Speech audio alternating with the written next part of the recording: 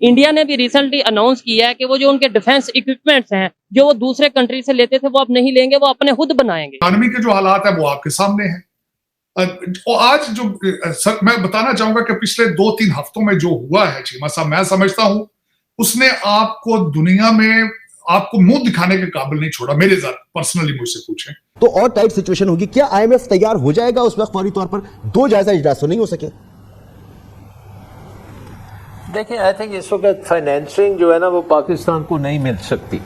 एक बंदा है उसको खाने के लिए रोटी नहीं मिल रही घर में, वो आटे के लिए लाइन में लग रहा है, वो मुझे आप खुद बताएं वो अपने बच्चे को क्या सिखाएगा? कोर कमांडर, जो मेरे लिए सबसे बड़ा एम्बैरेसिंग सिचुएशन ये है, कोर कमांडर्स के घरों को जिस घर से को जलाया गया है, लूटा गया है। जलाना और लूटना फर्क होता है, जलाया और लूटा गया है।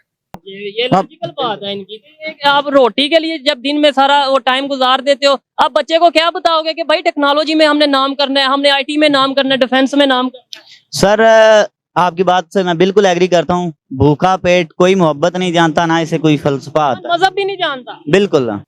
और सबसे बड़ी बात यह है कि जिस तरीके से पाकिस्तान आर्मी को सिंपल वर्ड्स में बेइज्जत किया गया, बेइज्जत किया गया, मैं समझता हूं कि इससे बड़ा मैंने आज तक अपनी, और मैं यहां पे ये बताना चाहूंगा, यही आर्मी है जो आपके एटॉमिक एसिड्स की हिफाजत भी करती है। इंसान के इल्म में है कि 5 अरकान है इस्लाम के और छठा वो रोटी को करार देते हैं। जब तक खाना नहीं होगा पेट में तब तक हमारे अंदर कोई फलसफा नहीं होगा।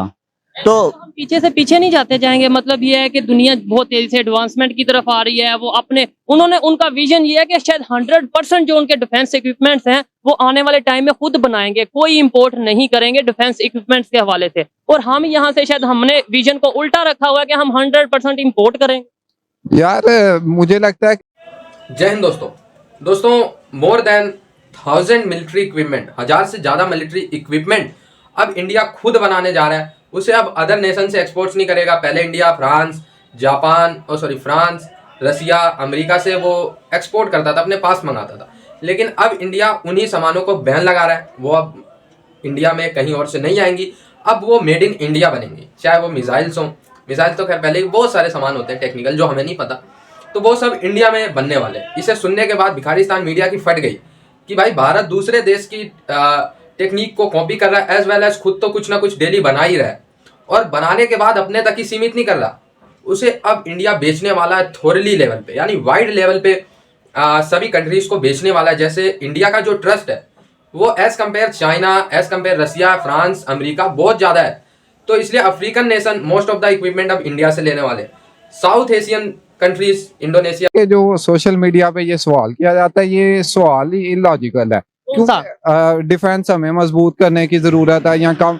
हम लोग क्या दुश्मन से लड़ सकते हैं? आप क्या एक्सपेक्ट करते हैं अगर इंडिया से हमारी लड़ाई हो जाएगी हम लोग क्या कर लेंगे? सबसे पहले तो आप देखें हमारे बैंक अकाउंट में $4 अरब के लिए हम लोग सारी दुनिया के आगे लीलें ले रहे हैं। भाई दे दो, खुदा का वास्ता दे दो। हमें डिफेंस की जरूरत नहीं है, हमें सियासी निजाम की जरूरत है। डिफेंस हम लोग क्यों इंपोर्ट करें जब हमारे पास खाने को रोटी नहीं है? बेसिक एजुकेशन सारी दुनिया में बेसिक राइट्स होते हैं कुछ, ठीक है, तालीम क्या, मकान क्या, रोटी कपड़े क्या, यार इधर वो नहीं पूरा हो रहा, हम लोग क्यों डिफेंस का करें? और मुझे बताएं कि हम लोग मुकाबला भी क्यों करते हैं? तो फिर ये भी कह देना कि हमारा मुकाबला नहीं है, मुकाबला हमें पहुंच नहीं है। हम लोग कहते हैं नहीं है मुकाबला हमारा सियासी। मुझे बताएं कि 70-72 साल में हम अरबों खरबों डॉलर पे लगा चुके हैं यार अपने डिफेंस पे। हमने क्या कर लिया? हमने क्या उखाड़ लिया? किसी मुल्क का क्या कर लिया? किसी तो यही हम एजुकेशन पे, यही हम हेल्थ पे लगाते तो शायद आज हम बहुत बेहतर पोजीशन पे होते। और सियासी निजाम को मजबूत करना बड़ा जरूरी है। जिससे भी जो सवाल किया जाता है ना, वो जब भी उससे कोई सवाल किया जाता है वो बजाय जवाब देने के, चाहे वो नवाज शरीफ है, चाहे वो इमरान खान है,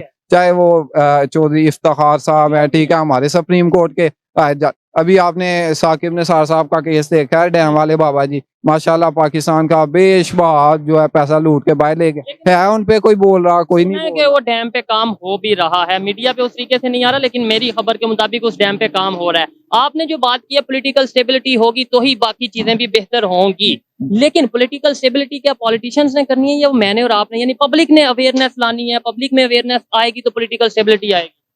मैं नहीं समझता पब्लिक में अवेयरनेस से आ सकती है, क्योंकि आप देखें इतने आ नहीं सकती, बहुत मुश्किल है। ये कह लें कि फैक्ट से बड़ा दूर बात है। मैं आपको एक बात बताता हूँ, देखें हम लोग कितने साल से सड़कों पे, पहले हमने बेनजीर को मरवाया, उससे पहले हमने भुट्टो को मरवाया, जिया साहब प्लेन क्रैश में लियाकत अली लियाकत अली, फिर उसके बाद हमने मुशर्रफ के साथ किस तरह, यानी कि उसके बाद नवाज शरीफ के साथ हमने क्या किया, पीपल पर एक हुकूमत भी हम मुकम्मल तरीके से अपने पूरी नहीं कर पाए। ये कौन लोग हैं जो ऐसे कर रहे हैं कि उनकी, तो मेरी क्या औकात है भाई, मैं वोट कास्ट करके आता हूँ 5 साल बाद, ठीक है, आप कास्ट करके आते हैं, क्या फर्क पड़ा है आपके वोट से? मेरे वोट से तो कोई फर्क, अवेयरनेस मुझे आज भी है, और आज से मैं सब कहता हूँ, तब पिछला वोट मैंने कास्ट किया था तब भी मेरे पास मेरी अवेयरनेस है, क्या फर्क है? जो लाखों करोड़ों की आवाम जो इमरान खान के पीछे है वो अवेयरनेस के साथ ही है, जाहिर सी बात है उनके माइंड से, या इमरान खान को लोग एक अवेयरनेस के, क्या हो गया अवेयरनेस है भाई? बिल्कुल जी, ये बात है कि जो बड़ी बड़ी पावर्स हैं, जो अदारे हैं, आप एस्टेब्लिशमेंट कह लें या कोई भी नाम ले लें, जब तक वो चेंज शायद नहीं चाहेंगे पाकिस्तान में खास तौर पे, तो फिर बहुत मुश्किल हो जाएगा चेंज लाना।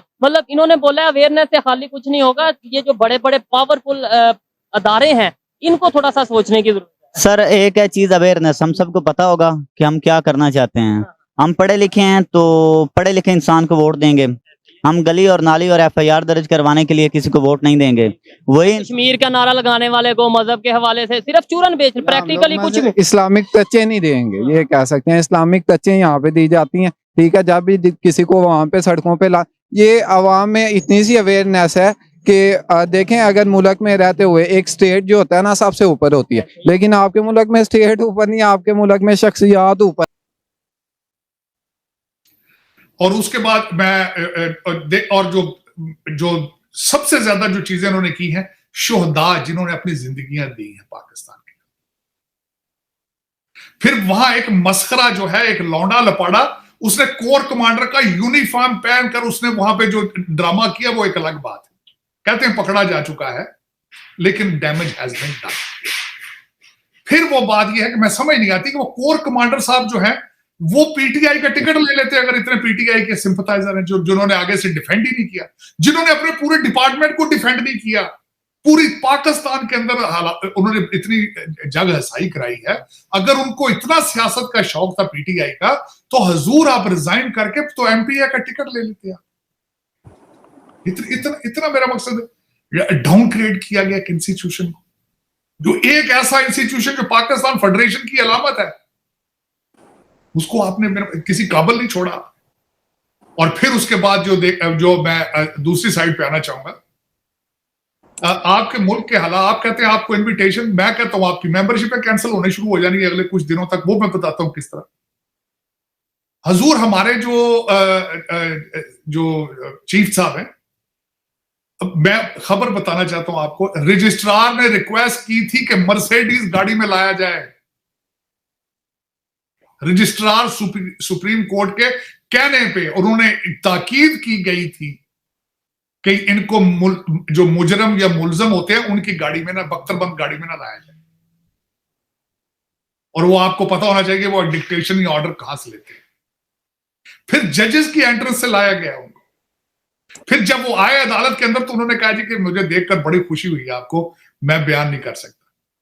फिर उन्होंने कहा था कि गुड लक, ये मुजरम और मुलजम के दरमियान में कन्वर्सेशन हो रही, और रिमांड उनका हो चुका था, रिमांड के अंदर तलबी हुई। ये दुनिया को आप बताना चाहते थे कि this is what we are, हमारे नजदीक ना आना, और बिल्कुल सही हुआ है। आप कह रहे भारत, एक तो खुदारा मैं आपके चैनल को आपके जरिए कहना चाहूं, भारत के साथ कंपैरिजन छोड़ दें। आपको आपके पड़ोसी मुल्क अफगानिस्तान ने आपको वार्न किया है, उनकी गवर्नमेंट ने ऑफिशियल एक स्टेटमेंट दी थी कि we are worried about the situation in Pakistan, that what your standards are now, कि अफगानी भी आपसे परेशान है कि ये हमारे पड़ोस में क्या हो रहा है। वो तो बेचारे परेशान होंगे ही, क्योंकि आपने इस गंद में उनको भी खींचना है नीचे, भारत को भी, वो भी परेशान तो होंगे। जाहिर है, जिसके घर के पास आग लगी हो, जहां घर के पास लोग 25 करोड़ लोग आंखों से अंधे और काला वगैरह, वियतनाम वगैरह, वो भी इंडिया से अब मिलिट्री इक्विपमेंट्स दबा के खरीद रहे हैं। इसके बाद साउथ अमेरिकन नेशन ब्राजील, अपना ये सब भी दबा के इंडिया से अब मिलिट्री इक्विपमेंट्स लेने वाले हैं। और इस समय मैं बता दूं, आर्म्स एक्सपोर्टर पे चौथे नंबर पे खड़ा है इंडिया। पहले पे रसिया है या अमेरिका है, दूसरे पे थोड़ा पहले दूसरे का फिर अलग अलग चलता रहता है रिपोर्ट में, फिर फ्रांस है, फिर यूके है, फिर चाइना है, फिर इंडिया है। तो देख लो भाई। और यूके के तो अभी शायद पास ओवर आउट भी कर दिया है आर्म्स एक्सपोर्ट में भी। तो देख लो किस लेवल पे इंडिया डेवलपमेंट कर रहा है। अभी पहले हमारे देश में क्या होता था भाई, 10,000 करोड़ का असला मंगा लिया, 50,000 करोड़ का ये AK-47 मंगा लिया, बस मंगाते रहो, बनाना देश में कुछ नहीं है। लेकिन अब बनाएंगे भी, दूसरे देश को मेड इन इंडिया ब्रांड बेचेंगे भी। ये सिचुएशन इंडिया क्रिएट करने जा रहा है। और वही बात कर ले भिखारिस्तान की, तो उनका तो सिर्फ भाई पेट भर जाए, रोटी मिल जाए, आटा मिल जाए, तो ये हो जाए, वो हो जाए, पेट भर जाए, आज का दिन निकल जाए। इंशाल्लाह अगर आज का दिन निकल गया तो फिर आने वाला कल भी हमारा कैसे ना कैसे करके बीत जाएगा। वहाँ तो ऐसी बातें चल रही हैं। और जो मिलिट्री पे भी इन्होंने हमला करके अपना नाम बदनाम किया ऑल ओवर द ग्लोब, मतलब भिखारिस्तान की इज्जत तो थी नहीं, लेकिन लोग कटोरा में दान थोड़ा बहुत दे भी रहे थे। अब वो दान भी शायद बंद हो जाए, क्योंकि यार ये साले जब अपने आर्मी के नहीं हुए, जब पाकिस्तान आर्मी के घर में घुस के टीवी भी निकाल ली, चद्दर वद्दर फाड़ दिए, पूरे पैसे वैसे लूट पाट कर लिए जब अपने आर्मी की, तो फिर ये दुनिया में क्या अपना मुंह दिखाएंगे। काला फेस हो गया इनका, काला चेहरा हो गया। अब बगैरत रह गए ये, मतलब अपने देश में ही अपने आर्मी को ही ये लूट पाट कर सकते हैं, तो फिर अपनी अदर कंट्रीज को ये क्या दे सकते हैं। तो आप लोग समझ ही सकते हैं इंडिया और पाकिस्तान जो पहले एक हिस्सा हुआ करते थे, आज उनकी क्या सिचुएशन है। आप जुड़े रहे भाई न्यूज़ एनालिसिस पे ऐसी वीडियोज़ के लिए। तब तक के लिए धन्यवाद। जय हिंद।